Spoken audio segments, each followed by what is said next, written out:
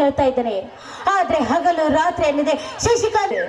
ಆದ್ರೆ ಶಶಿಕಾಂತನ ಮನದಲ್ಲಿ ಯಾವ ಆಸೆ ಇದೆಯೋ ಏನೋ ಅಂತ ನನಗೆ ಇನ್ನುವರೆಗೂ ತಿಳಿದಿಲ್ಲ.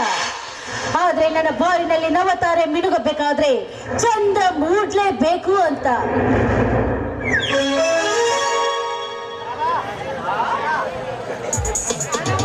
Correct Sunita, correct. ಲೆಕ್ಕವಿಲ್ಲದಷ್ಟು ನಕ್ಷತ್ರಗಳು ಆಕಾಶವೆಂಬ ಚಪ್ಪರಿಗೆ ಅಂಟಿದರು. ಬಂಡನಾದ ಚಂದ್ರ ಮೂಡಿ ಬರದಿದ್ದರೆ ಆ ನಕ್ಷತ್ರಗಳ ಬೆಳಕು ಕಾಣುವುದು ಇಲ್ಲ. ಅವರ ಬಾಳೆಂಬ ಹೊಳಪಿಗೆ ಚಂದ್ರನ ಬೆಳಕು ಬೇಕೇ ಬೇಕು. ಅಂದ್ರೆ ತಾವು ನನ್ನ ಪರಿಚಯ ನಿನಗೆ ತುಂಬಾ ಗೊತ್ತು. ಆದರೂ ನಾಟಕ ಮಾಡ್ತಾ ಇದೆಯಾ? ಹೋದ ವರ್ಷ ಕಾಲೇಜ್ ಫಂಕ್ಷನ್ ಅಲ್ಲಿ ನಿನ್ನ ಡ್ಯಾನ್ಸ್ ತುಂಬಾ ನೋಡಿದ್ದೇನೆ. 2 ಸಲ ಮೀಟ್ ಮಾಡಿದ್ದೇನೆ. ಆದರೂ ನನ್ನನ್ನು ಮರೆತಂತೆ ಕಾಣುತ್ತೆ. ಇರಲಿ, ನನ್ನ ರಾಜನವೇ. ನೋಡಿ, ದಯವಿಟ್ಟು ಕ್ಷಮಿಸಿ. ಹಿಂದಿದ್ದೆಲ್ಲ ನೆನಪಿಸ್ಕೊಂಡು ಕೋಪಿಸ್ಕೊಳ್ಬೇಡಿ. ನಮ್ಮಣ್ಣ ನಿಮ್ಮ ಕಡೆನೇ ಬಂದಿದ್ದಾನೆ. ನೀನು ತಾವಿದ್ದಲಿಗೆ ನನ್ನನ್ನು ಬರುವುದಕ್ಕೆ ಹೇಳಿ ನಾನಿದ್ದ ಕಡೆ ಹೋಗಿದ್ದಾರೆ ಅಂದರೆ ನನ್ನ ಬಂದ ಕೆಲಸ, ನಿಮ್ಮ ಕೆಲಸ ಸಕ್ಸಸ್ ಅಂತ ತಿಳಿದುಕೊಳ್ಳಿ.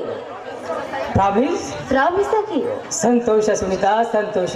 ಪುಷ್ಪದಂತಿರುವ ನಿನ್ನ ಕೈ ಹಿಡಿದು ನನಗೆ ಯಾವ ಕೆಲಸ ಸಕ್ಸಸ್ ಅಂತ ಹೇಳಿದೆ? ನಾಳೆಯಿಂದಲೇ ನೀವು ನಮ್ಮ ಫ್ಯಾಕ್ಟರಿ ಮ್ಯಾನೇಜರ್ ಅಂತ. ಅಂದ್ರೆ ನಿನ್ನ ಬಾಲ ಸಾಗರದ ಹಂಬಿಗನಲ್ಲವೇ? ಶಶಿಕಾಂತ್, ಹೌದು ಸುನಿತಾ.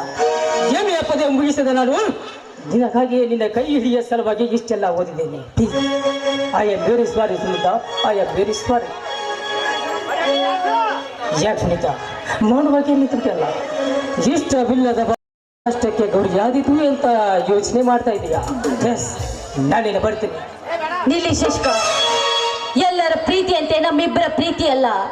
ನಮ್ಮಣ್ಣನ ಗರ್ಜನನಿಗೆ ನಿಮ್ಮಣ್ಣ ಕಟ್ಟಿದ ಬೆಟ್ಟವೇ ಉರುಳಬಹುದು. ಆದ್ರೆ ನೀವು ಮಾಡಿದ ಕೃತ್ಯ ನಮ್ಮಣ್ಣನ ಇದ್ದಿಗೆ ಏನಾದ್ರೂ ಗೊತ್ತಾಗಿದ್ದೆ ಆದ್ರೆ ನಿಮ್ಮಣ್ಣನ ಪ್ರಾಣ ಬೇಕಾದ್ರೂ ಹೋಗಬಹುದು. ಯೋಚನೆ ಮಾಡಿ ನನ್ನ ಕೈ ಹಿಡಿಯಬೇಕು ನೀವು. ಅಂದ್ರೆ ನನ್ನ ಬಗ್ಗೆ ಸಂಶಯ ಪಡ್ತಾ ಇದೀಯಾ? ಸಂಶಯವಲ್ಲ, ಅನುಮಾನ.